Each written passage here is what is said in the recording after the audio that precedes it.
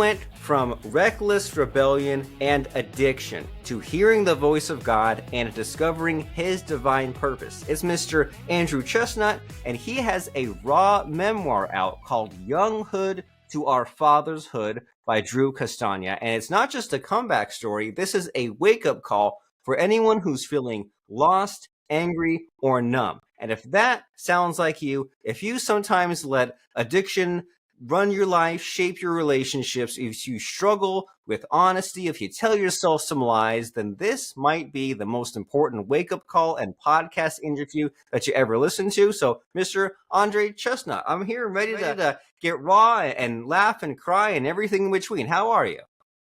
I'm doing great. Thank you. Glad to hear it. And so I did my best to introduce you and talk about you, but what are you all about? What do you think makes you unique and stand out?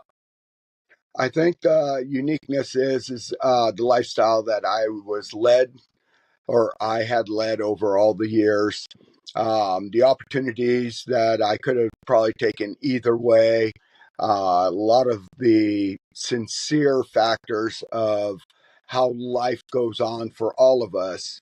The hierarchies, the disappointments, the enlightening moments that you enjoy. I think those were all very, very heavy standards when I was writing this book, because it was a book of literally so many wrong choices, um, lifestyles just to fit in, and a camaraderie of just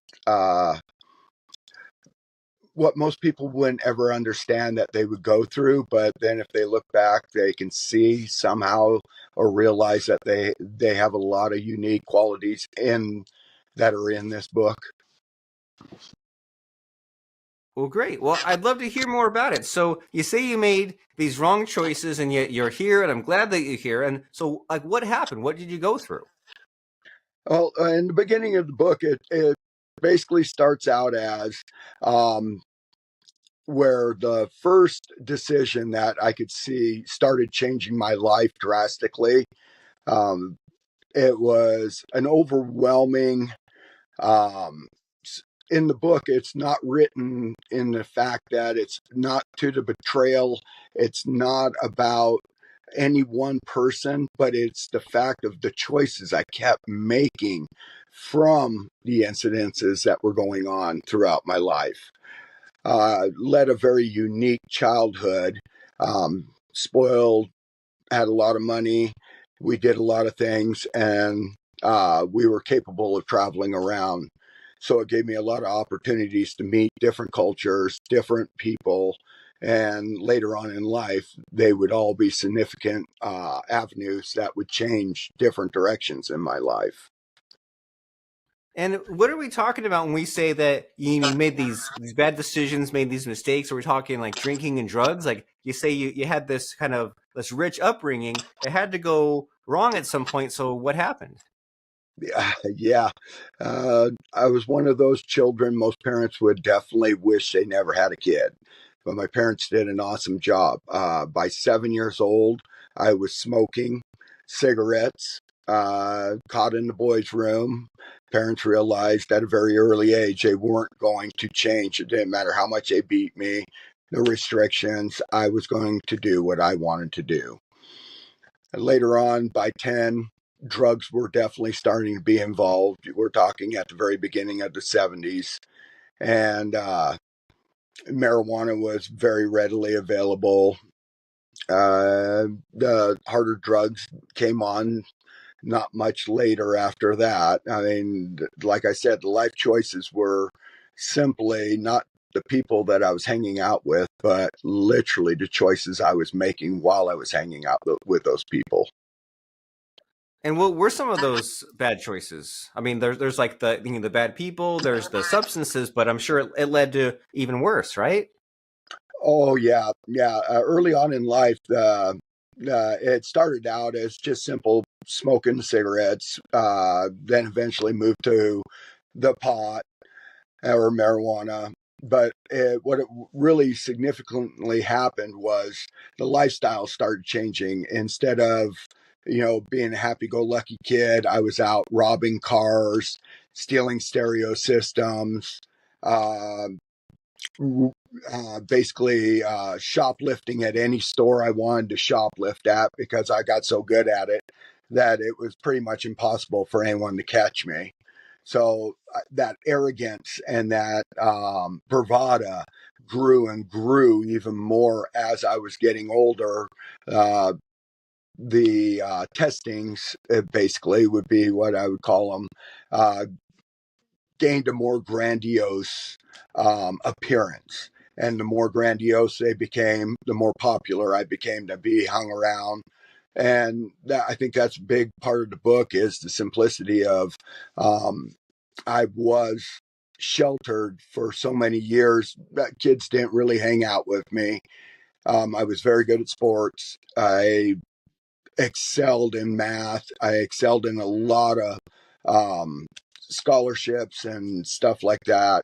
But the fact that I only had one hand was a significant role in my life that you learned early in life that when you meet the hierarchies that are coming up through your life, that you're not going to fit in with most groups. All-star baseball player, all-star football player, but you get shunned after the game was over because that was what you were good for. And you say only one hand. Was that like a birth defect or accident, or what's that about? Yes, yeah, I was born with missing a left hand. Now, early in life, kids, you run up as a little kid to meet someone new. They're your best friend from the second go.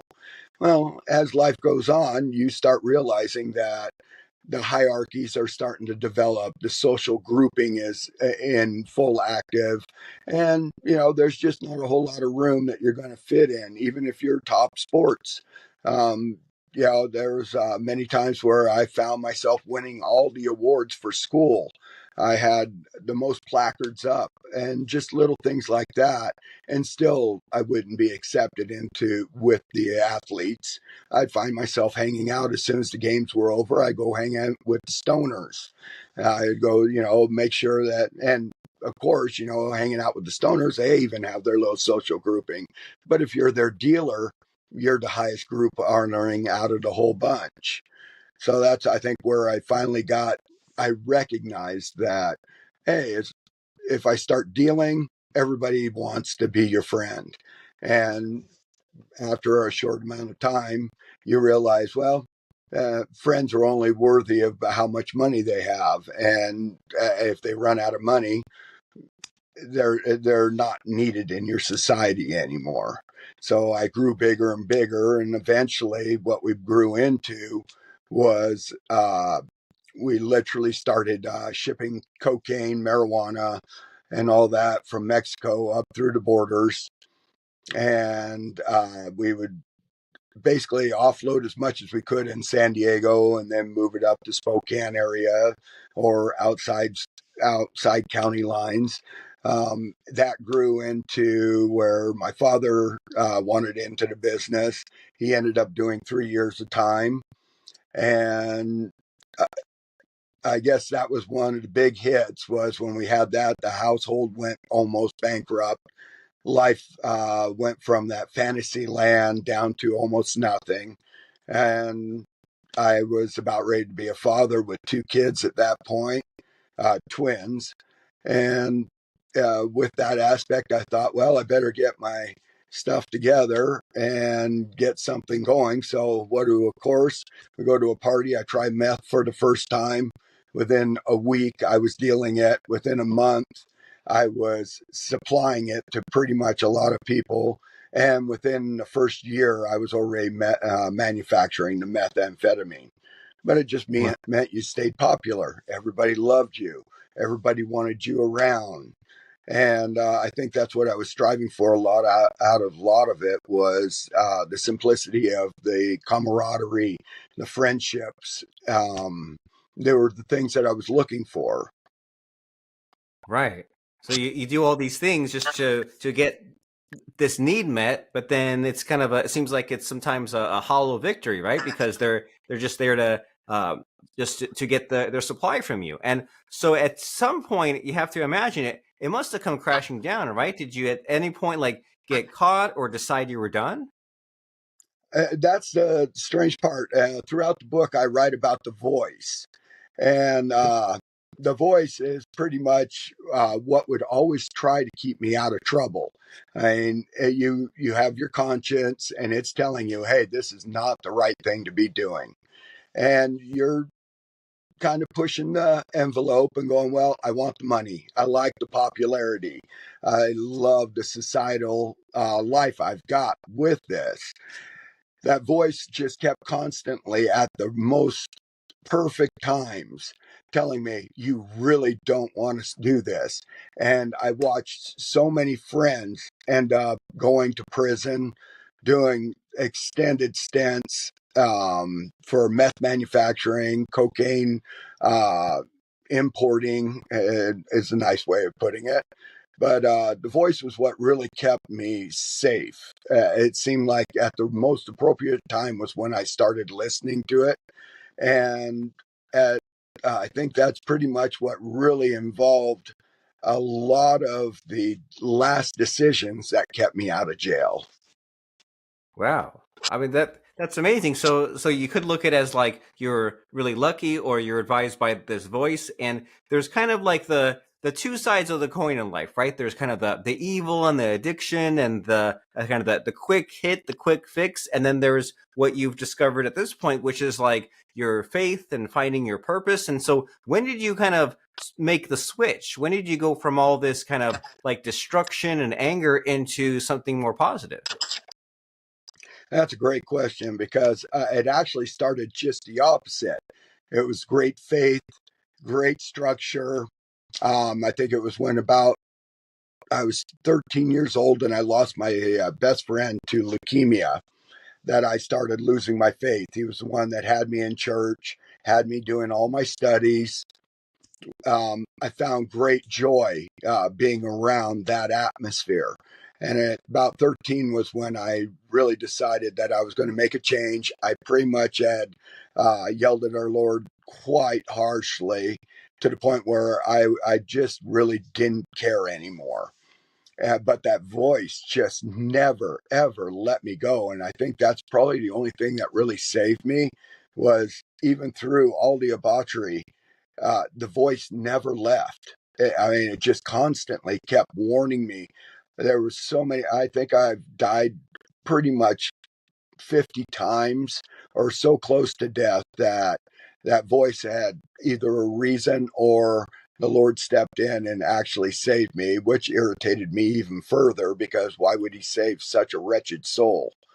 And after realizing it years and well, year after year, it was I guess the recognizing of what the voice truly was trying to do for me. And that was just to keep pulling me back and trying to get me back over to our Lord's side and find the reason why he was saving me all those times. Because you ask that one simple question, Lord, why would you do this? Why would you save a wretched soul like me? You have to have some purpose. And then that thought starts enveloping in your brain. And slowly but surely, you realize that you start making the steps towards him. Very nice. And do you think was there anything in particular that was helpful and profound? You say this voice was like always there and like kept on saving you, and then finally, like it seems like you made the decision to say like, okay, I get it. Like this being really cares about me. Like what sorts of things was it telling you? It wasn't so much what it was telling me, it was almost like warnings. Um, there was a point where three of us cooks were all going to go hang out together for the day. Um, and at that point, the voice had told me, you really don't want to go and hang with these guys today. They're going to be meeting up with some other guys, and I didn't know them. So I avoided the lunch date, and it turned out to be a complete police. Oh my gosh! Basically, they had set us all up to get caught for meth manufacturing. So two of my buddies ended up going to jail. Didn't they didn't tell on me, but at the same time, there was that voice that saved me. It told me, you don't want to go there today. You just don't want to do that. And I mean, I still find it amazing that you made it out of this unscathed. Like, I mean, they didn't. Why didn't they tell on you? Wouldn't they have gotten, like, reduced sentences, things like that? No, we were all pretty much equal, so there was really no benefit of any one of us telling on each other. It wasn't like one of us was dealing to another or anything like that. If anything, it was more of a competition because we were all three cooks and we were all three cooks in one area. So, the competition was, all right, who had the better stuff. Man, so what a life you've lived, and so now you've changed, right? You've grown, you evolved, but then there's always that worry about backsliding, right? Falling back into old habits. So how do you stay good and clean? How do you avoid just going back into that death and destruction? Oh, that is seriously an everyday factor. Um, I went 15 years after I finally left California. I had just left the girlfriend with the twins, took the kids with, well, at first I didn't have the kids with me, but that's throughout the book. But it was a serious factor of I just had two kids. They're now a year and a half old, and I didn't want them being brought up in this lifestyle. I mean, I think that was the contributing factor of everything. Was I finally realized I was not a kid anymore. I needed to get some responsibilities. I needed to come home to the family and straighten my life out and make my kids' lives a lot better. By doing that, I guess your question was, how do I make sure I don't backslide? The backslide was 15 years later. I threw my hands up in the air again because life is what it is. I call it a curse. When you're just naturally nice to everybody, it doesn't make you the best dealer in the world because you're too worried about making always the best impression with all your people that you're dealing to. But it does make you one of the most popular dealers because you give out the best stuff. Life is like that. People used to take my kindness, my sweetness, my generosity, and use it or look at and make it demeaning, make me look ignorant. They figured, this guy is just an easy take. And there's again, many times the voice came through. But after 19 or 15 years, I fell off the wagon for 9 months with a good friend of mine. And we went sideways. We spent a lot of money and we lost our lives, but we were both wanting to. Another time, he saves my life with ODing and everything else.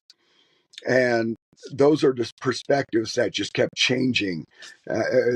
Once again, it's that question that we all ask: what are we here for? What is our purpose in this life? And every step and every correction that he kept making kind of started showing me the steps that I was needing to make. And it still was a good many more years of slowing down with the decisions, but and staying out of trouble. But eventually, it was just one time where my last wife asked me, "Hey, let's go to church," and I just stood right up and said, "I'm ready. Let's go." Very nice. Well, I love your happiness throughout this whole conversation of just the ups and downs of life you experience. And we've been speaking so far with Mr. Andre Chestnut, Drew Castagna, and he has this book called Young Hood to Our Fatherhood, which is perfect if you enjoy inspirational memoirs, Christian recovery stories, or faith-based personal journeys, especially if you're wondering, why am I still here? And so there's so much that we could dive into, Mr. Andre, here, but there's only a limited amount of time and want to drive people to check out the book. And so because we've only just met, I'm sure there's a question that I might ask you that would just be like the perfect, wonderful, ideal question, but we've only just met, so I don't know what to ask. So in this conversation we're having, what's the missing question? What should I be asking you? I just don't know to ask you. I'm pretty sure the missing question would be is, why did I write this book? I mean, what was the purpose behind it? You could say, oh, I was getting even with everybody that's in the book, but really I painted everybody so lightly over all the context. It wasn't about the people that did any wrong or the wrong that I was doing or any of that. It was to enlighten these gentlemen or these young ladies that are on these rough roads and they're searching. They're literally looking for an answer, and it isn't in the drugs. I mean, that's why we do the drugs. We're looking for a change. We want our life different. So the reason for writing this book was to reach all these younger generations that are coming up, that no matter how bad your life goes, no matter all the bad decisions that you make, the Lord's still standing there with his voice. And I know he gave that voice to every one of us, that it's just inside there speaking to us. So softly at first, it'll get louder, but to come to him, he has his arms wide open. It isn't that he left us. It's the simple fact that we left him and he's still wanting us to come back. So if I could say anything about the book, it's to reach all these souls.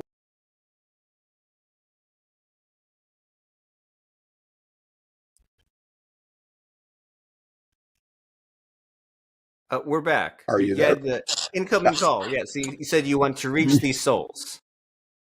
Yeah, I to reach these kids and show them there's such a great change and direction is it's just overwhelming once they just see the light and they see that his yoke is easy, his way is or his yoke is light, his way is easy. That if I can reach these guys and save them from half the heartache I went through, that's the purpose of this book. I like that a lot. That's a powerful message. So you're saying that that thing you're looking for, you're trying to use the drugs to get there, and even when you get there, you'd be like, "Hey, this isn't working out. So why not just shortcut all that misery and get to the better way?" Which is to check out this book, which is called Younghood to Our Fatherhood. It's a raw, powerful, and deeply personal memoir by Drew Castagna, and it traces a remarkable journey from youthful rebellion, which we've been hearing a lot in this conversation, to spiritual redemption. And it reveals how bad choices, broken trust, and pain eventually lead to divine purpose and restoration through God's grace. And that book, we said, is Younghood to Our Fatherhood. You can find that on Amazon by searching for Drew Castagna. That's Castagna. And then the website is drewcastagnaauthor.com. And you can find out about the book as far as there's a video trailer, a contact form, so many other ways to reach Mr. Drew Castagna, Mr. Andre Chestnut, to figure out this answer to this question, what am I here for? Because through life, we're set with many goals and desires, but then we achieve them sometimes and they're unfulfilling, that something's missing, something's empty, and there's that voice deep inside screaming and trying to lead us. So find out all about that by checking out this book, this very deeply personal memoir, Younghood to Our Fatherhood by Mr. Drew Castagna, Castagna. You find it on Amazon or you go to drewcastagnaauthor.com. And as we're checking out that book, Mr. Andre, Mr. Drew, it's time for the scary part of the podcast where I try to stump you, I try to put you on the spot by asking about a fun quote or lesson that has served you. So what comes to mind as far as a fun quote or lesson? I guess it'd be Daniel 6:22. That was the one that first originally enlightened me, and I thought, wow, it's all about Lord, you have sent your angels that they have shut the lion's mouth and they have not harmed me. And that's how I felt for many years around all those people, all the druggies, the drug dealers, associates I had in life, that they were all lions just waiting to pounce. And it wasn't until later in life that I realized that at some point I changed from that innocent lamb and I became one of the lions. And then I had to really come back to the fact that I needed to go back to being a lamb. Wonderful. Well, that is deep, and that is advice that some of us need to hear. And as you said, you can either live it and go through all this stuff, or if you're curious so much to the point where you're listening to this podcast or curious about Drew's book, then now is the time to check out this memoir, to read this, to learn a few things, to find a new path before it's too late, or before you end up having to put in so much other work and heartache, and who knows what other relationships you'll destroy, versus just go Yeah. the proper way now and right the ship and correct the path. So that is Young Hood to Our Father's Hood by Mr. Drew Castagna. Find it on Amazon. Find it at drewcastagnaauthor.com. Mr. Drew, Mr. Andre, it's been wonderful, a pleasure. It's been scary, it's been deep hearing about what you've gone through and what you can teach us. So thank you for sharing, and thank you for being here. Thank you, Robert. I appreciate it so much.